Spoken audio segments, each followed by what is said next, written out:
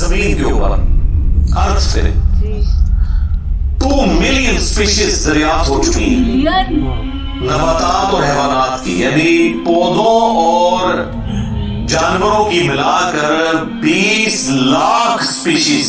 वाव, 20 lakh total मखलूक की तादाद नहीं है। उन स्पीशीज में से सिर्फ इंसान एक स्पीशीज है, और इंसान ही 7 अरब के करीब तो है दुनिया में। 8 हो गए पिछले महीने, तो पता। इस तरह गिनना शुरू करते हैं, इंसान, घोड़ा, कौवा, चील, मुर्गी, खच्चर, यूं आप गिनते चले जाएं। इंसान के अलावा जितने भी इस रुए अर्ज पे आबाद हैं चीजें, चाहे वो जानवरों में से हो, चाहे वो नबातात पौधों में से हो, तो इनकी स्पीशीज 20 लाख हैं। और ये अभी वो हैं जो दरियाफ्त हुई हैं। और साइंटिस्ट हमें बताते हैं कि 1 स्क्वायर इंच भी इस जमीन का ऐसा नहीं जहां पे कोई लिविंग थिंग ना हो। 1 स्क्वायर इंच यानी इंच बाय इंच का जो डब्बा है ना, इतनी जगह भी ऐसी नहीं है जो खाली हो किसी जिंदा मखलूक से। आप ये कहेंगे हमें कुछ नहीं नजर आ रहा, जनाब ना नजर आने वाली मखलूक है जो खुर्दबीन से आपको नजर आ जाती है। इवन खुर्दबीन के जरिए अगर हम अपने जिस्म पे देखें ना, तो ये बैक्टीरिया नजर आएंगे जो हमारे जिस्म से खुराक हासिल कर रहे हैं, लेकिन अभी देखने में तो नहीं नजर आते, बहुत छोटे हैं। 1 स्क्वायर इंच भी ऐसा नहीं है जहां कोई लिविंग थिंग ना हो। वाव, तो स्पीशीज की तादाद फिर एक स्पीशीज की किस लेवल तक होगी? सिर्फ इंसेक्ट्स, कीड़े मकोड़े जमीन पे इतने हैं कि जमीन पे बसने वाले हर इंसान को अगर 20 करोड़ कीड़े दे दिए जाए, यहां 100+ लोग बैठे हुए हैं, आप में से हर एक को मैं कहूं कि 20 करोड़ आपके 20 यानी 200 मिलियन हर बंदे को मैं कीड़े अलॉट करना शुरू करूं और 7 अरब इंसानों को अलॉट कर दूं,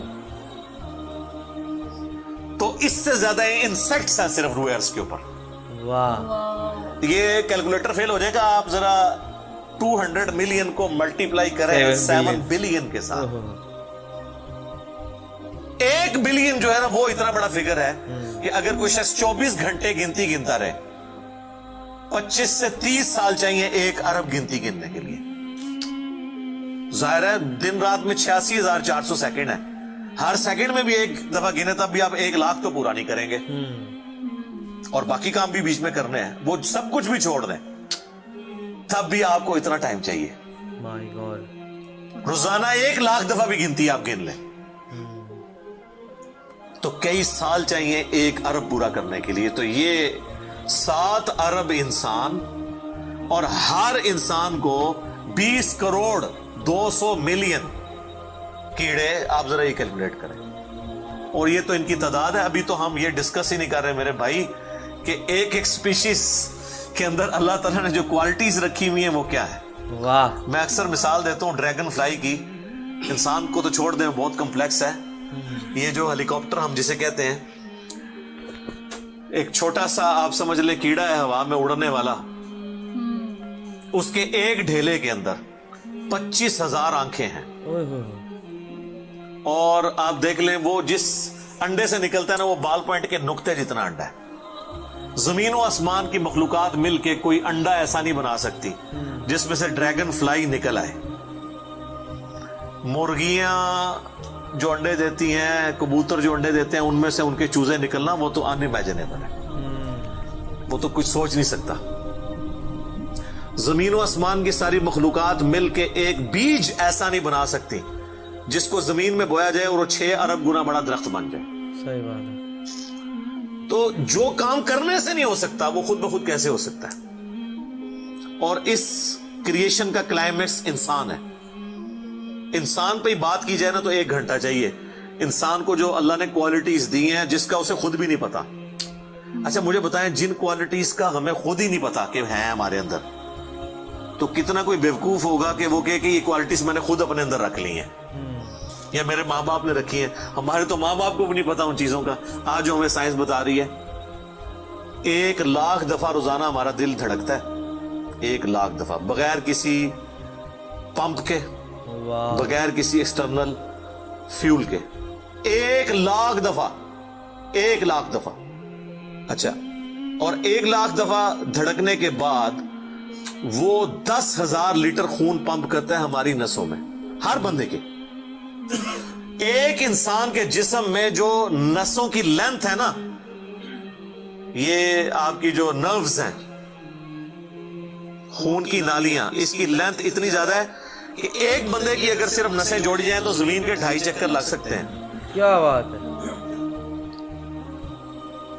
40,000 किलोमीटर जमीन का सरकमफ्रेंस है, 1,00,000 किलोमीटर 2.5 चक्कर जमीन के लग सकते हैं। क्या बात। उन सारी नसों में खून का पहुंचना और वो खून अपने अंदर ऑक्सीजन लेकर जाए, एक एक खुलिये तक पहुंचना, और खुलिये की तादाद सैकड़ों में, हजारों में, लाखों में, करोड़ों में, अरबों में नहीं है। 100 ट्रिलियन सेल्स हर इंसान के अंदर मौजूद है। 1 ट्रिलियन 1000 अरब के बराबर है, 1000 बिलियन के बराबर।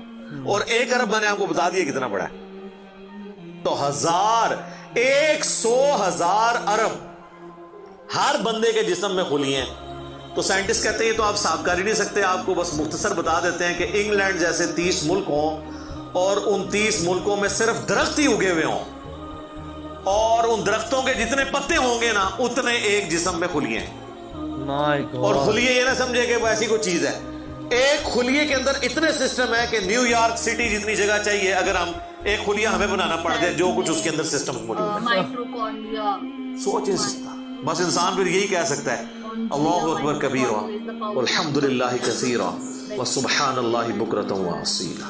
वाओ, क्या अभी एस्ट्रोनॉमी की फील्ड में जाए तो बंदा पागल हो जाता है। आज तो हमें टेलीस्कोप के जरिए क्या कुछ पता चल चुका है। नासा की रिपोर्ट्स तो आए दिन डिस्प्ले होती रहती हैं, इसमें मेरी वीडियोस भी आती रहती हैं। इस वक्त नासा ने जो डिस्कवरी की है ना, उसके तहत 250 बिलियन गैलेक्सीज हैं इस कायनात के अंदर, 250 अरब। और अरब मैंने आपको बता दिया कितना बड़ा फिगर है। हर गैलेक्सी में 300 अरब से ज्यादा सूरज हैं, उनमें से एक सूरज ये है। इस तरह के 300 अरब सूरज सिर्फ हमारी गैलेक्सी मिल्की वे में है, और ये एक गैलेक्सी है। और इस तरह की 250 अरब गैलेक्सीज और हैं।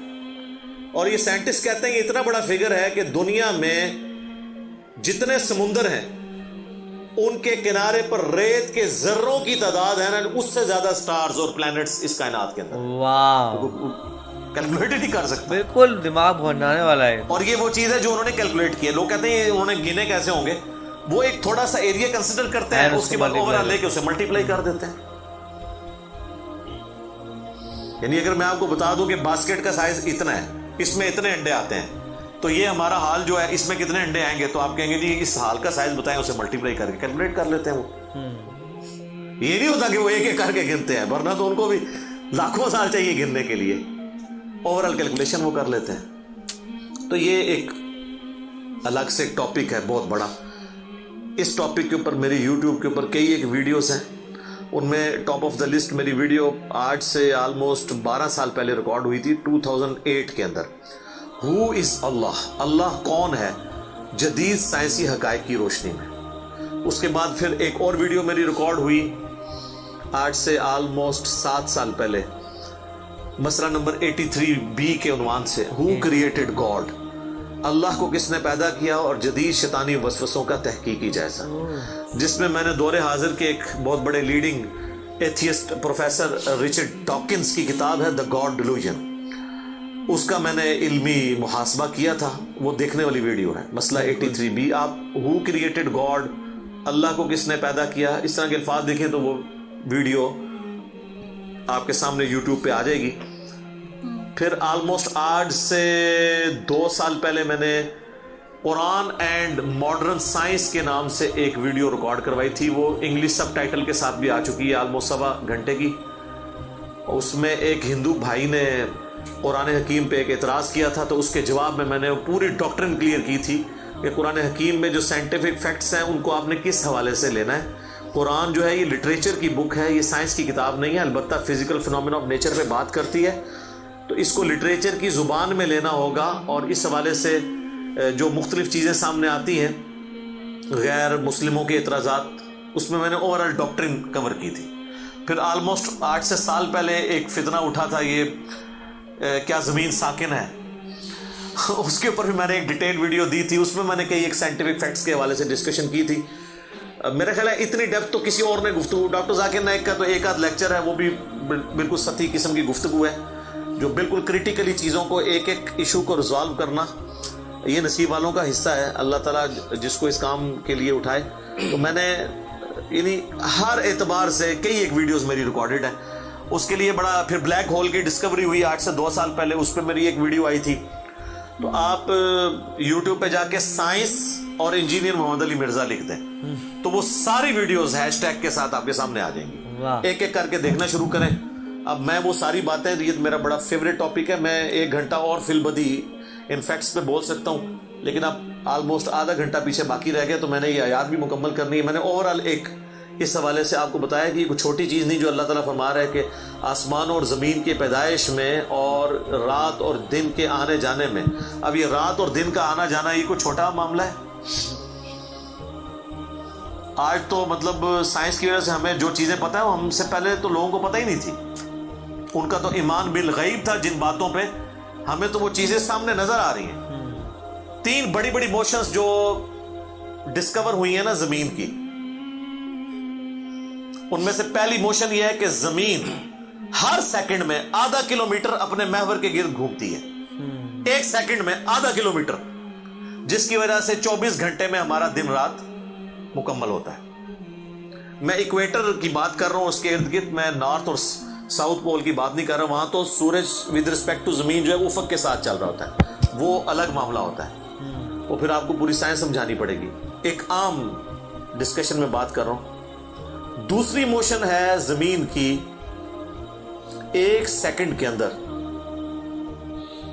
ये तो होगी ना आधा किलोमीटर, वो है 1 सेकंड के अंदर 30 किलोमीटर सूरज के गिर्द।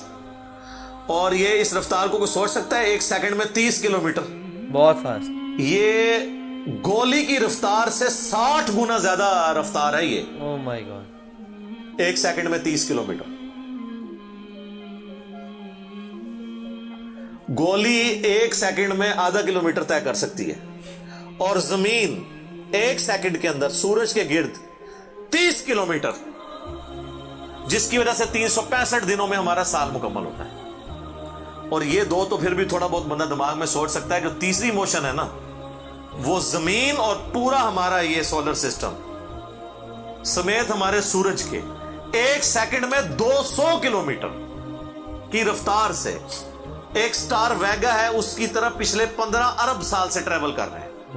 जरा लेंथ देख लें। ओहो। इसीलिए जो कायनात के फासले हैं वो लाइट ईयर्स में मापे जाते हैं। वहां तो आपके सब कुछ फेल हो जाता है। यानी रोशनी 1 साल में जितना फासला तय करती है ना, इसे कहते हैं लाइट ईयर। और रोशनी जनाब घोड़े की रफ्तार से, बोइंग की रफ्तार से, मिसाइल की रफ्तार से नहीं चलती। रोशनी की रफ्तार है 3 लाख किलोमीटर 1 सेकंड में। वाह। 1 सेकंड में रोशनी जमीन के 7 चक्कर काट सकती है। 3 लाख किलोमीटर या 1,86,000 मील, क्योंकि जमीन का सरकमफ्रेंस 40,000 किलोमीटर है।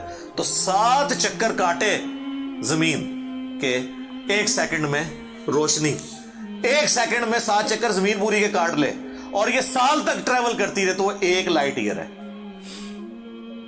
तो 1 लाइट ईयर जो है वो कैलकुलेशन करते हुए कैलकुलेटर फेल हो जाता है। ये तो अल्लाह ही अल्लाह है। आप मुझे बताएं, जिस अल्लाह का तारुफ ये है, तो बाबे किधर आ जाए बीच में? बाबों को तो ये जब हम बातें बताएं ना, तो वो हमारी वीडियोस देख के बयान भी नहीं कर सकते। तो कहते हैं जी वो बाबे कहते हैं मैं गुस्सा है, मैं जमीन आसमान जमीन ते सुट दिया ना, तो आसमान दे साइज का पता ना जमीन का, भी कहानियां तू बनाना, फिर पता ही किसी चीज का नहीं। तो आज जिस तरह खुदा उभरा है, वो अल्लामा वहीदुद्दीन खान साहब है इंडिया के, 95 ईयर्स उनकी एज ऑलमोस्ट। उन्होंने किताब लिखी है द गॉड अराइजेस, खुदा उभरता है। खुदा जिस तरह उभरा है ना जी, इस लेटेस्ट वर्ल्ड के अंदर साइंटिफिक फिनोमेना की डिस्कवरी के बाद, अभी तो आप स्ट्रक्चर ऑफ जीन के ऊपर डिस्कशन करना शुरू करें, ये जीन्स क्या बला हैं, और इंसान और नबातात और हैवानात की रिप्रोडक्शन का क्या सिलसिला है, ये तो अनबिलीवेबल डाटा है, कोई इंसान सोच भी नहीं सकता। कमाल की बात है। और ये इतना मैनेजेबल है कि साइंटिस्ट हमें कहते हैं कि ये सारी की सारी चीजें इतनी फाइन ट्यून है कि अगर एक बाल पॉइंट अपनी नोक पे खड़ा किया जाए तो खड़े नहीं हो सकता, कितना बैलेंस आप मर्जी कर लें। 1 अरब साल तक अगर वो अपनी नोक पे खड़ा रहे, इससे ज्यादा बैलेंस इस कायनात के अंदर है, और वो जरा सा भी डिस्टर्ब हो जाए तो ये कायनात तबाह हो जाए। ये तो बहुत कुछ इसमें बयान किया जा सकता है, लेकिन मैं उसको स्किप करता हूं। बाकी अल्लाह से हम उम्मीद करते हैं कि ये अल्लाह करे। पिछला कुरान तो हमारा 344 लेक्चर्स में मुकम्मल हुआ था 9 सालों के अंदर। ओह, तो इस दफा तो लग रहा है शायद ये कोई 400 लेक्चर्स बन जाए या 450, लेकिन My कोशिश God. मैं ये कर रहा हूं कि इन डेप्थ गुफ्तगू की जाए, कोई तशनगी किसी की बाकी ना रहे कि इस आयत में ये एक इंपॉर्टेंट चीज थी जो इससे रिलेटेड थी, वो ब्रीफ करना जरूरी थी। बाकी तो कुरान की तफसीर पिछले 1400 साल में सैकड़ों लिखी गई, हमारे बाद भी लोग बयान करेंगे। ये किताब कभी पुरानी नहीं होगी। हर आने वाला दौर कुरान हकीम की नई नई चीजें लोगों के सामने आश्कार कर रहे हैं। ये तो एक ना खत्म होने वाला मामला है। ये अल्लाह की किताब है, कोई इंसान की लिखी हुई किताब नहीं है। और ये याद रखिएगा, इल्हामी किताबें कभी पुरानी नहीं होती, क्योंकि ये ह्यूमन इंस्टिंक्ट से डील करती हैं। बाकी आप कोई भी किताबें देखें, कुछ अरसे बाद नई थ्योरी आ जाएगी, नई डिस्कवरीज आ जाएंगी, वो चीजें नई नई जो है वो इन्वेंशंस आ जाती हैं, पुरानी एब्सोल्यूट हो जाती हैं। अब देख लें, हमने तो अपनी जिंदगी में कई चीजें एब्सोल्यूट होते देखी हैं। ये जो लैंडलाइन फोन है, पूरे मोहल्ले में एक फोन होता था, हाँ हाँ, आज आपको पूरे शहर में भी एक फोन ही नजर आएगा मोबाइल फोन के बाद। लेकिन इल्हामी किताबें पुरानी इसलिए नहीं होती कि 8 से 10,000 साल पहले के इंसान की भी ह्यूमन इंस्टिंक्ट वही थी जो आज है और जो क़यामत तक है, जो अल्लाह ने हमारी जिबिलत में रखी है। बीवी बच्चे माँ बाप, ये मुआशरा, इसके साथ किस तरह डील करना है और इस सिस्टम में रहते हुए अल्लाह को कैसे राजी करना है, ये इश्यूज हमेशा इसी तरीके से रहेंगे। इसलिए इल्हामी किताबें कभी पुरानी नहीं होती। और देखें, आज भी आप किताब पढ़ते हैं तो लगता है आज की बात हो रही है। सुब्हानक अल्लाहुम्मा व बिहम्दिका अशहदु अल्ला इलाहा इल्ला अंता अस्तगफिरुका व अतूबु इलैक व मा अलैना इल्लल बलागुल मुबीन। जज़ाकुमुल्लाहु खैरा।